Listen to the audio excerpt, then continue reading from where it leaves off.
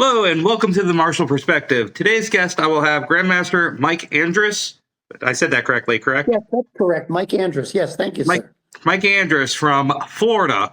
Mike Andrus, or Grandmaster Andrus, runs a Safe Day Studio.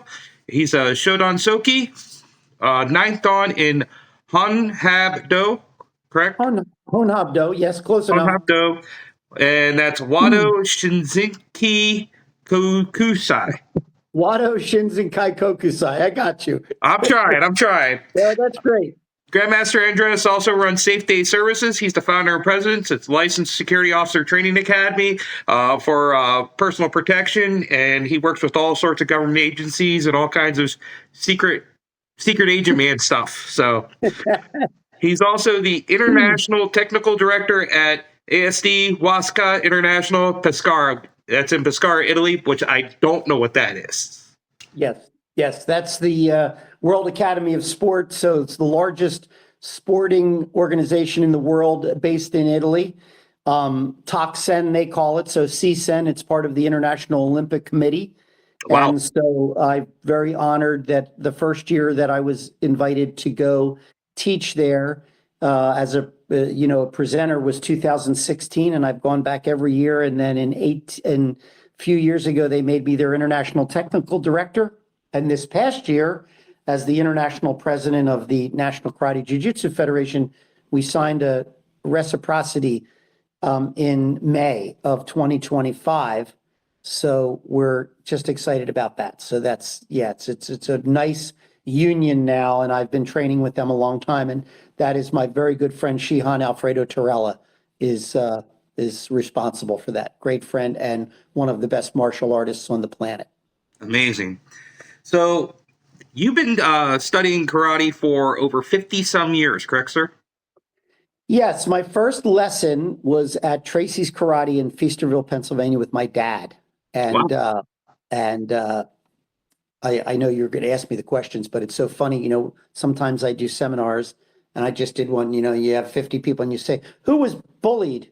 And nobody raises their hand. And I go, come on now, come on. I was bullied. That's why I got into it. And I raise my hand, and then one goes up, two goes up, and then 20, and you end up with 27 hands up out of the 30 people. And then I say, I thought so. Yeah, nobody wants to be that guy, the first guy. Nobody wants to be the... Unless you're me, and then I go, it was me. But long story short, I was shorter, short on the lower side, I wasn't tall, I wasn't medium, I was short when I was in first, second, third grade, and it's the classic situation where there was one guy that was like 6 feet tall, he's an adult man in fifth grade, and I just got picked on for a bunch of years, and my dad took me to karate, and we started, and it was Kempo, obviously, and that was the start. And I just remember, I just talked about this, that I'm looking for the pictures. Every year, my mom was part of the president of the women's club at our church and the school where I went, Catholic school. That's why I am the way I am. I wore a tie for 12 years. Oh, Lord. 8 years and then Catholic school. But it was so funny that we would do a demonstration for nuns. My parents would have the nuns over for a Christmas dinner. And every year, like, my sister would play the guitar and I would play the flute. And I just remember after we got into the karate, we were doing karate demonstrations in my parents' living room in 1971. Wow. For the nuns. So it was a long time. And then, I kind of traveled a lot of different ways, different paths to never really being satisfied internally. And then finally figuring it out, now I think took a lot of years, but I think I figured it out, what I like and what's good for me. I just did a video about, what is a black belt? And to me, a black belt is, it's your beginning understanding. And then somebody asked me on my page, okay, so what's a grandmaster and what's a master, or what's a master and what's a grandmaster? So to me, a master is somebody, it's the beginning of understanding. It's the beginning of learning to show others what you understand. And then a master is a pinnacle of your martial arts career, but you never stop learning. You continue to learn until you're done. That's the only way I know how to explain it. Yeah, and I would take that and go a little further and say, you know, what have you contributed to the martial arts? Mhm. What has it done for you, right? Ethically and morally, courtesy, integrity, perseverance, self-control, indomitable spirit, SIPSy. That was always our thing. But who have you made, right? So even with Safe Day, and I had two very successful schools for a lot of years, and I just remember how much fun it was where we would have our belt tests, and I can tell you, I mean, and I wanted to do it with the traditions that were handed down to me, and then we would have the belt ceremony, and we had so many kids. We had it at a restaurant called Maggio's where they had a banquet hall, and we would have all the belts and the certificates laid out, and people would bring their parents and their grandparents, and we had waitresses like taking dinner orders. You could dinner orders, and it was just so many people, and everybody was like, wow, this is really great, man, you're really great. The compliments were coming in. They're like, what drives you? And I would just say, and I would still say today, and it's making better human beings. I've trained a lot of autistic children, and for me, still today, it feels really great. I celebrate everybody's success. I'm not sure why people don't do that. They go, Mhm. oh, well, that guy hit the lottery, or that. I celebrate everybody's success. So when I see a good story about heart, or, doing something generous, or making a difference in somebody's life, I love that. I feed on that. If you look at my Facebook every morning, happy, healthy, and grateful, I do my little panoramic. Thank you, God, for another day. So it's about making better human beings. You're right. And so to your answer, to your black belt, master, grandmaster, when you're a master, then you're the sensei, and you've got people listening and watching your every move. And when you say something, it's like dropping a pearl, like somebody that you respect and you love, you wait for them to say something, and it's impactful to you, right? So that's master. And then grandmaster is, how many of those masters have you created, right? I've got black belts under me, and then they go on to be something. I Mhm. had a black belt, and the guy became a doctor of oncology for children, like children's cancer and all that. So you are not totally responsible, but you'd feel good about maybe forging or helping that person with their internal fortitude and handling those things to be successful, right? I mean, so um, I think that's where the master, grandmaster, and then, other titles are for inheritor or founder or whatever. But Mhm. I agree with you on that. It's pretty straightforward. You can kind of tell, you Right. know? So, tell me a little bit about your lineage. Describe your lineage to our viewers. Yeah, so I started there in 1970, and then I trained for a while, and then I kind of, I didn't stop. I kind of I was seeking out different styles and Mhm. different things. And I ended up training with a guy in Shotokan, and it was really great. And he wasn't a famous or well-known guy. And we were at a gym, like you would join, not the Like a gyms, they didn't. YMCA type Well, thing? yeah, like a YMCA. It was like a gym where they had a pool and whatever. They didn't have the fitness places now, for $9, whatever. And he was a very quiet guy, but he was a real tough guy. He was one of these guys that had like a 4% body fat. And I just remember, you know, training with him, and the hard style, right? Shotokan. And the guy would wear, like, he was wearing high top, like Chuck Converse sneakers, whatever, called Chuck Chuck Taylor. Taylor's. And I remember him, and he was showing me the proper way to do a front kick, that deep stance, and not kicking straight, but you bringing your leg in and chambering and kicking. And I remember these lessons with him, and I was watching him, and he was kicking a what do you call the wall where you put the bricks in, the bricks, uh, when you're building a house, you put The frame. the the frame on, yeah, but the blocks, what are they? The blocks. They're like, it's a Cinder block. block wall. Yeah, cinder blocks. They're cinder blocks, and then you grout them, and then you paint them. And I just remember him showing me, and he's teaching me, and then he was like, "Here, let me show you, how you get your power." And I just remember him kicking it with the paint cracking, and then kind of the dust coming up. as he was kicking. I'm talking about like an interior wall of this place. And I'm thinking to myself, and I'll never forget this. And I said, oh, I wouldn't want to get kicked with that. No. And if you think about that going through your career and my career, if you were a fighter or if you have to have battle with somebody, I just remember we had a guy, I had a student who was my BJJ, taught me a lot of BJJ, was a purple belt, but he had fought Muay Thai for a long time. And Mhm. that was part of my Shodai Soke when I inherited my system. And I'll tell you about that because you asked me for the lineage. I brought him in and he was a student of mine.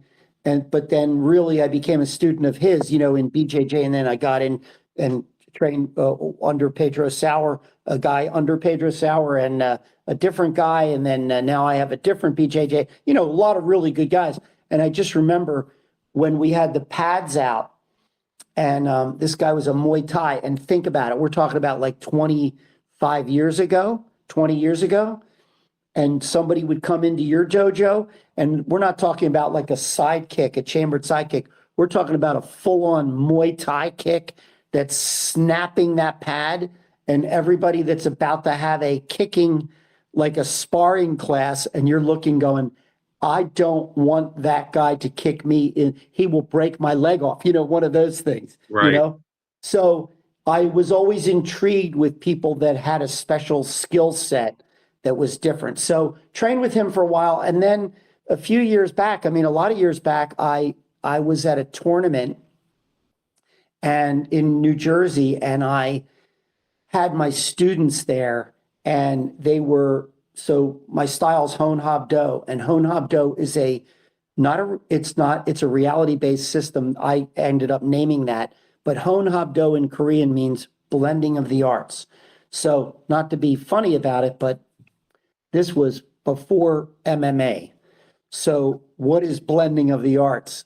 Our style was, punching, and it had some Korean background. My instructor had done Gold Fist, and he was a Korean background, but he went to seminars with these guys that nobody heard about that were the Gracies.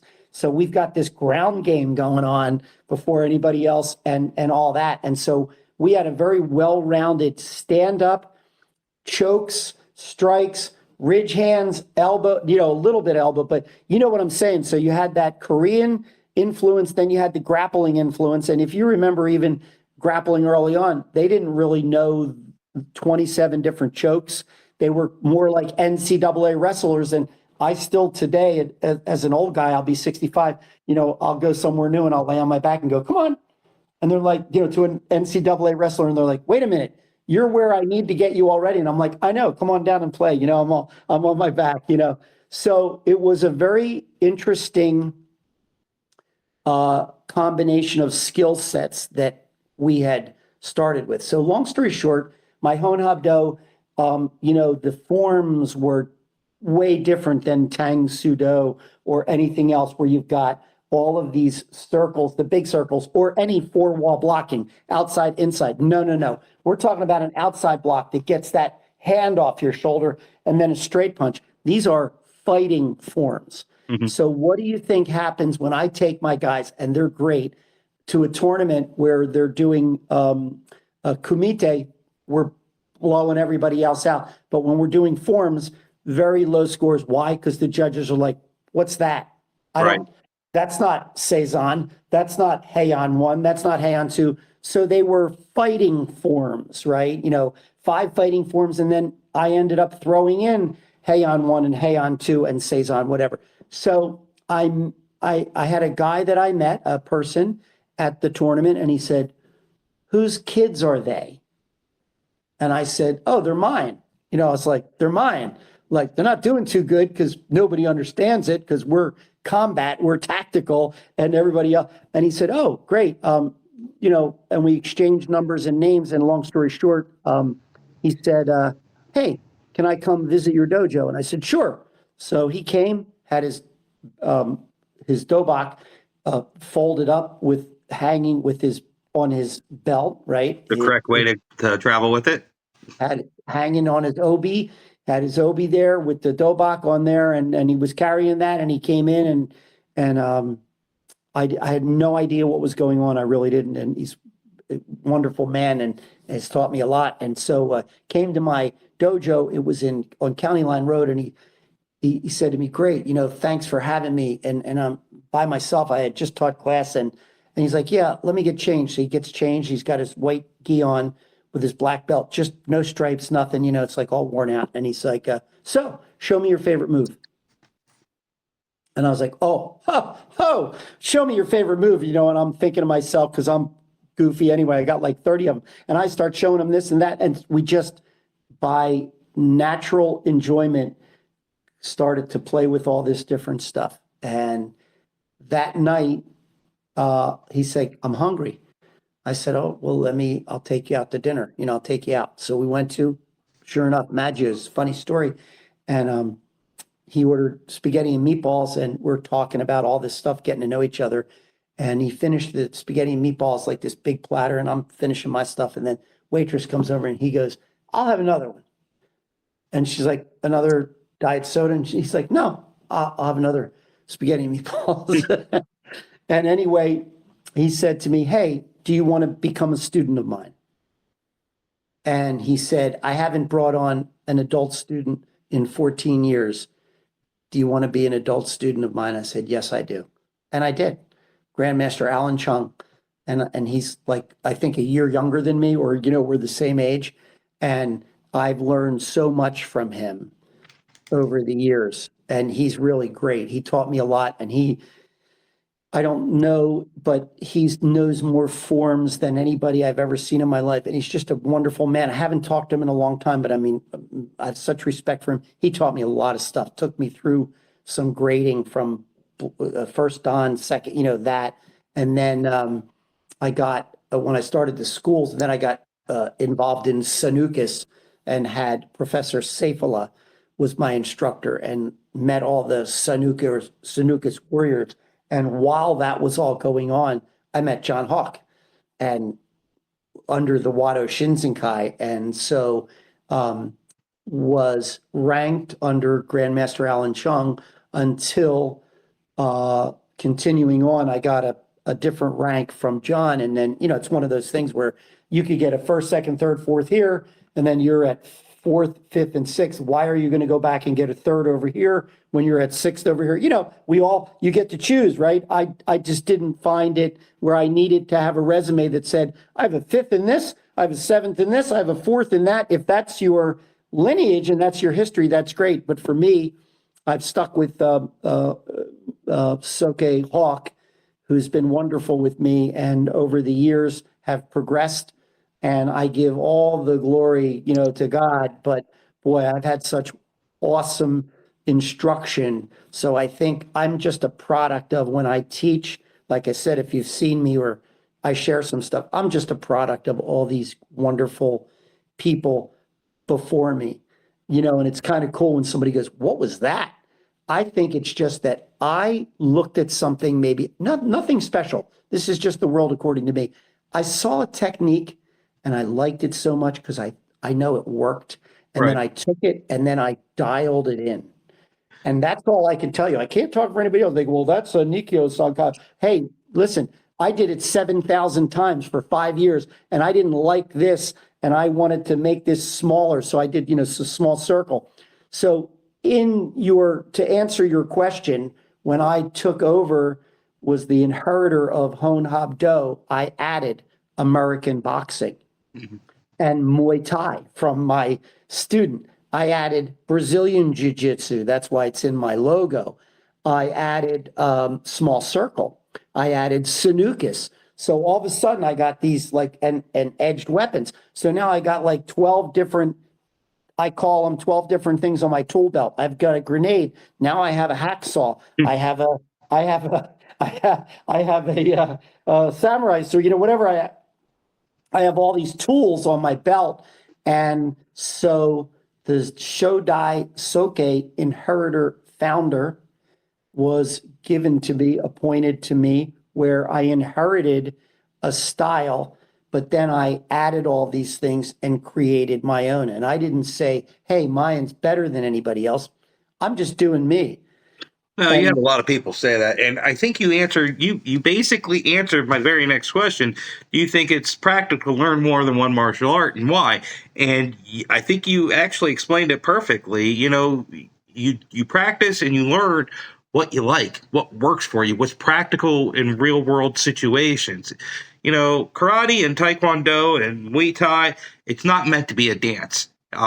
It's not. A lot of people, when you go out and perform in competitions, kata or poomsae, it's a lot of people look at it as a choreography, but it's how you do it what matters. Like bunkai, it's the yeah, practical real world application for that. So, we talk about that. Richard Dixon is one of my best friends, and he's the president of the NKJF, and we talk about that. We talk about the bunkai. What is I do this technique. Well, where did it come from? Well, here's where it came from. This was the origin of it, and this is what it was for. But I've modified it for this, right? I don't have to chop. I don't have to cut the tendon on the leg of a horse to dismount a warrior who has armor on, because that's not what I do. mhm. I have to break up fights in a poker room where somebody may have an illegal weapon on them, right? So, like you just said, I just practice, teach, develop, and continue to develop and hone the skill sets that are, if you looked at my stuff, reality-based combatives, right? So systems, and Professor Safala was the guy that added the S. When I was developing that and we were trying to figure out what to call it, I said, wow, this is a system of combative arts.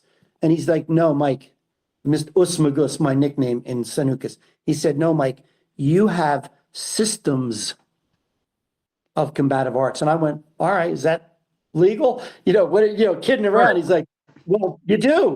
Mhm. So I use a lot of small circle. I use some traps, bong sao pak. I mean, I'm not a kung fu guy. I'm not a chin. But I have a little of all of that in with my stuff. And all I know is you're not getting to this, and I'm going to trap it. And my big thing, and you didn't ask me, but my hot button is Kazushi. And if you've ever seen that, and I'll send you some stuff, or you can look, breaking the Kazushi.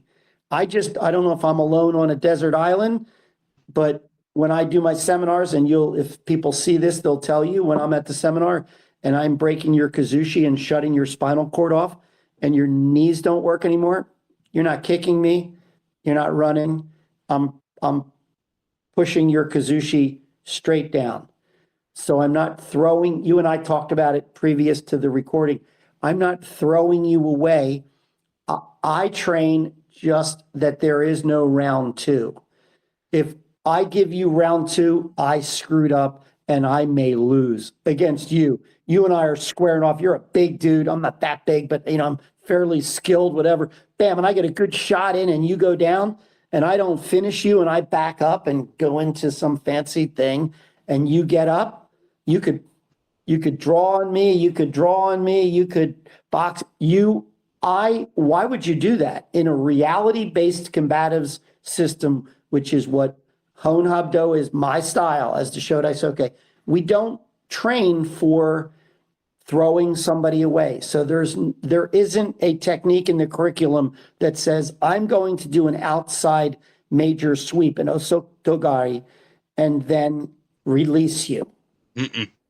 I'm doing that and I'm pulling you in and putting my shin on your rib cage so that you can't roll back into me. I'm stepping over top of your face, cutting off your windpipe, pulling and popping the capsule of your arm, keeping it tight. And I'm not laying back for an arm bar. I'm sitting on you so that when I do lay back, I drag you with me and I keep that everything tight. And then I reach up and then the arm breaks and then choke you out. Like I'm just saying, so it goes from a block, a takedown, to a break, to a choke, to a finish. And I'm saying that as gingerly as possible. That just is how every technique is. Like if you've seen a seminar that I teach, I don't teach block, upward block. There is no Right. such thing. It's a strike, in my humble opinion. So Like, I digress, sounds but yeah. fantastic, sir. I'm looking forward to one of your seminars. Hopefully, I get to see one soon. Oh yeah, for sure. So, my next question: What is the biggest obstacle you face personally in your training? It could be anything from mental, physical, financial. It could be what weighed on you the most, and how did you overcome it? I know it's a tough question. No, I mean, well, it is I mean, this is great. And you can tell everybody, I mean, we didn't rehearse these, which is really, I think that's even better when you don't know what's coming, you just sparked my thing. It's like when you were asking and I was like, oh, you mean right now? Like I don't have a dojo right here, right now, or was it growing up, all that? I think the most challenging thing is to mind and body together. That the most challenging thing now is, I'll tell you what it is. I have lupus and I'm 64 and I'm going to be 65. And if I don't take a hot shower in the morning, John, you and I are not going golfing. Okay.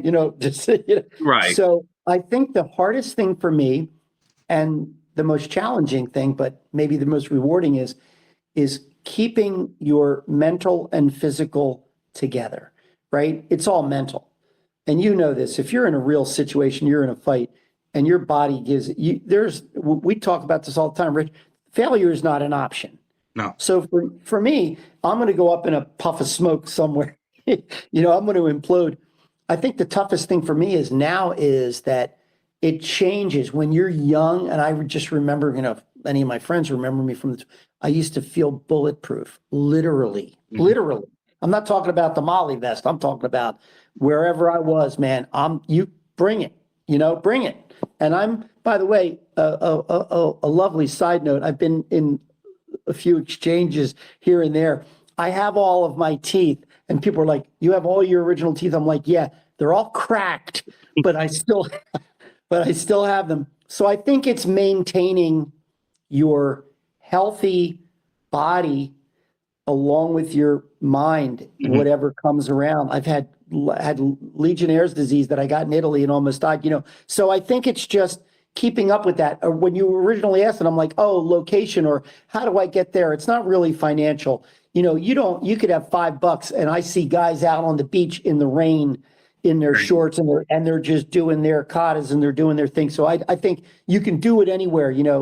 When I was pitching, I was a little league pitcher. My dad and I, when we would go on vacation, we would bring our gloves. You train everywhere. You train anywhere, everywhere, in a hotel room, wherever you do your push-ups. I think it's just as you get older to manage your health along with your mind. And, the lupus gives you a lot of arthritis and things like that. So you got to work with that. So I think just keeping your mind has to keep your body going. And you have to do that. So far, so good.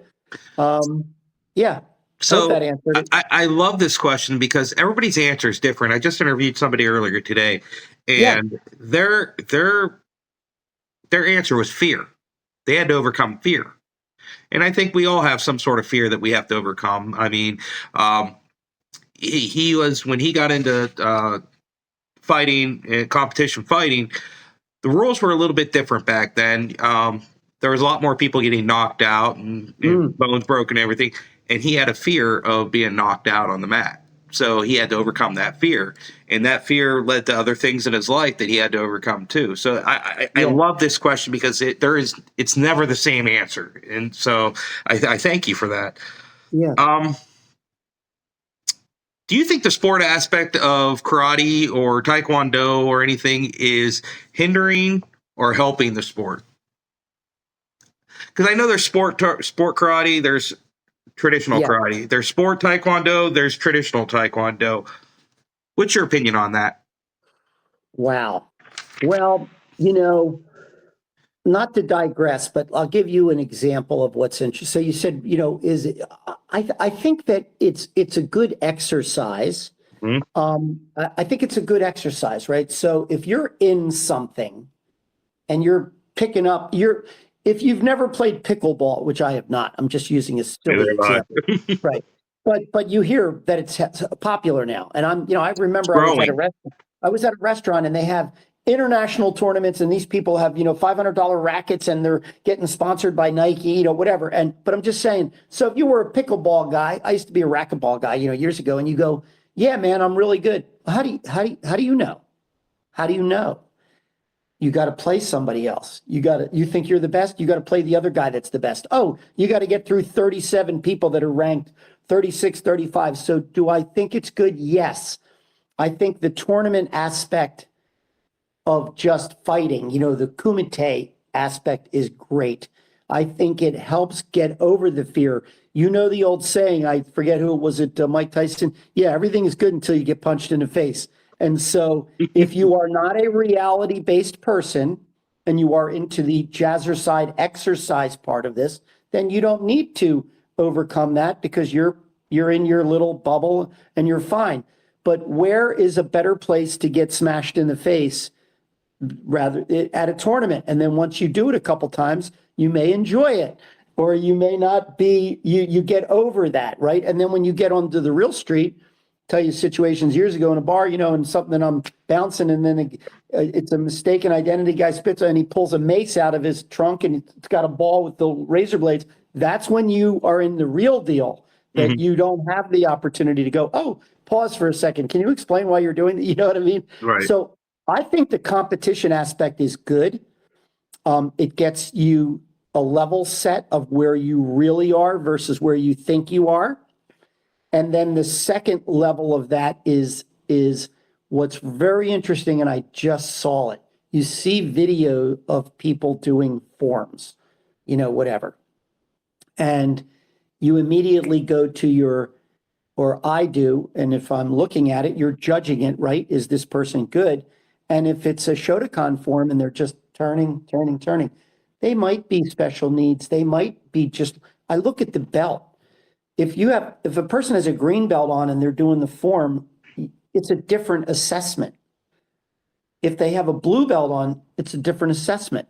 If I'm at a tournament or I'm teaching and I see somebody with a red belt on and they don't understand how to do a break fall in a certain style, and it's a style that has front fall, side fall, back fall, whatever, that's a different assessment, right? So I kind of look at the age, look at the belt, and sometimes you know this. If you were taught crappy, if this guy was taught crappy from this guy who taught crappy, this guy who taught crappy, who didn't really know the technique, what are you going to be? Really crappy. Right. So you see it out there. Hmm. So I for me personally, no ego is I know for a fact, and I will after this send you a video of one of my children, one of my students that was that. I just wanted to teach them correctly. I wanted, as a school owner, I think all the schools are alike, that when they saw my student do something, whether it was fighting or a form, they were like, wow, where's that guy from? Like, that's what I want. So I wanted, and I still want with my students who I teach, I want people to go, where did you learn? Wow. Hmm. You know, I want it to be a reflection of my instruction. And that's where I give a lot of credit to the guys that taught me. And they taught me a lot of different things. And then I've just tweaked the dials a little bit over a lot of years of, oh, this works. Hey, let me show you. I love when people say, wow, that's really a good technique, Mr. Mike. Let me show you the way I do it. And then you know this, sir, and I still preach this in my own mind. Take what you like and don't take what you don't like. When was the last time you were with one of your partners at a seminar and somebody came by and they were like expecting you to do their technique and then you kind of and then they walk by and you go, I would never do that. I would never do that. I do that I would never do that. I'm not going to relearn something that I know isn't going to work. Right.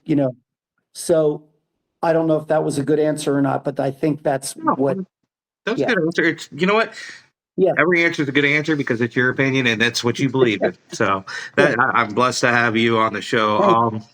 So I guess my last question is there any martial artist that you look up to the most? If so, why?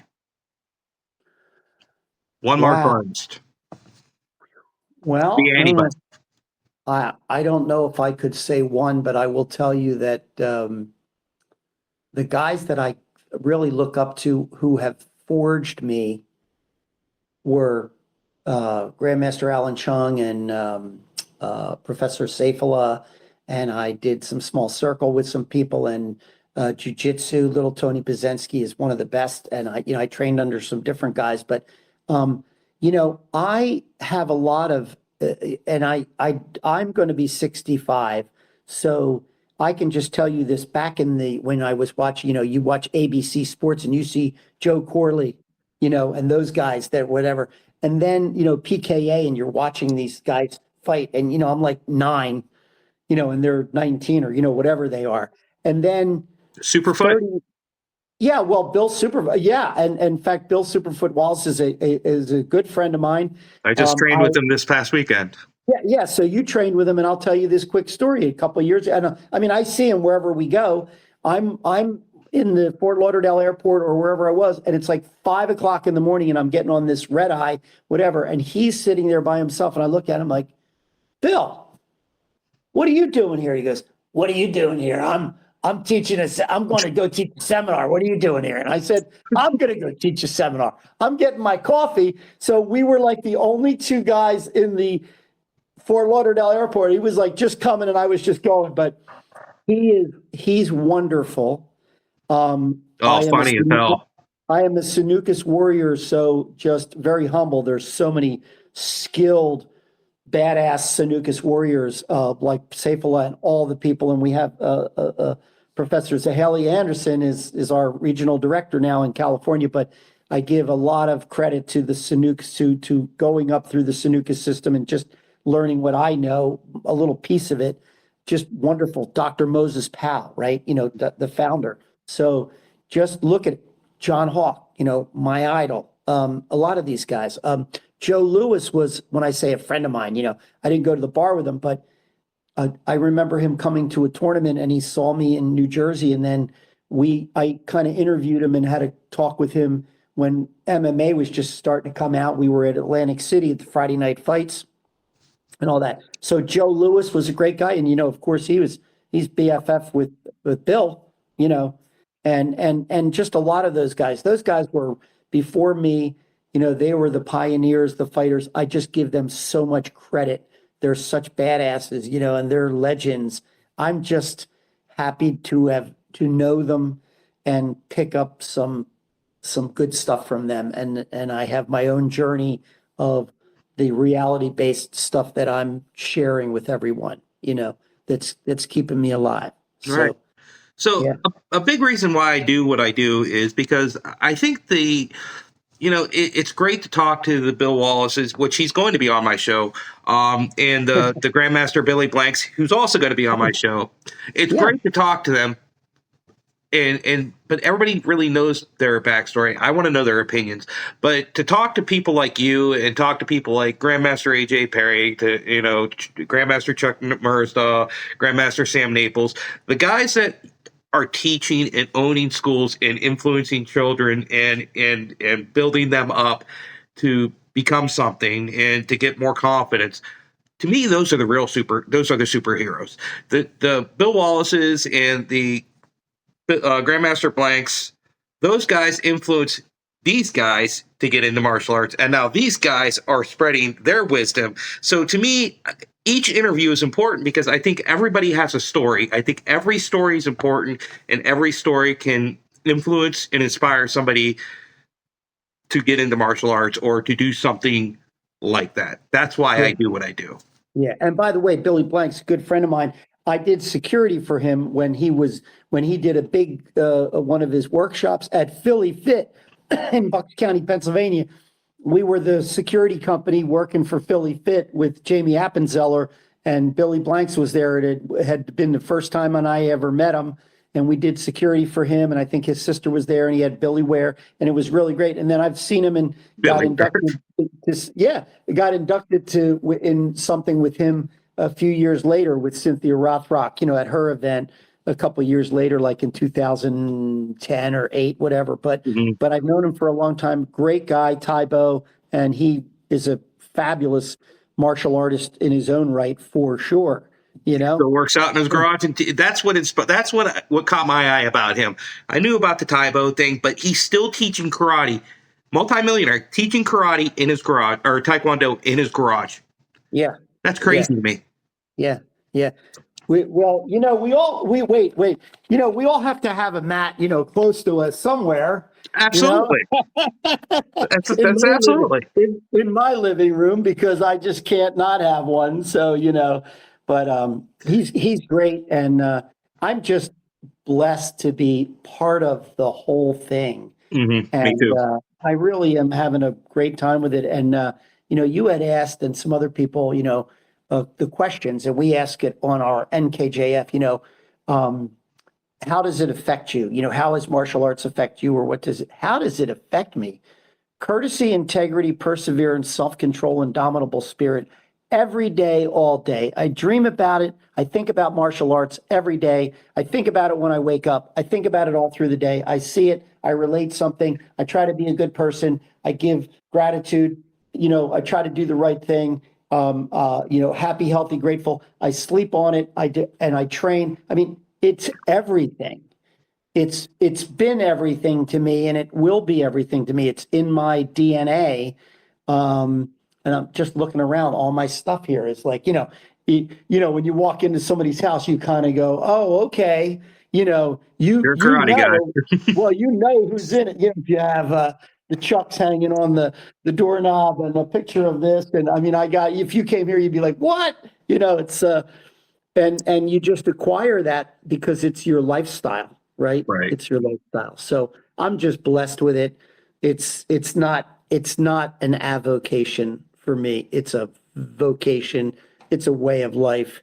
I can't imagine who I would be without it, or I would certainly be a different person if I had not had the opportunity to get into it and stay with it, you Good. know? So, Well, I hope this is going to be the last time we talk. I think we have a whole heck of a lot more stuff to cover. I mean, you can't oh cover yeah, everything in 45 minutes.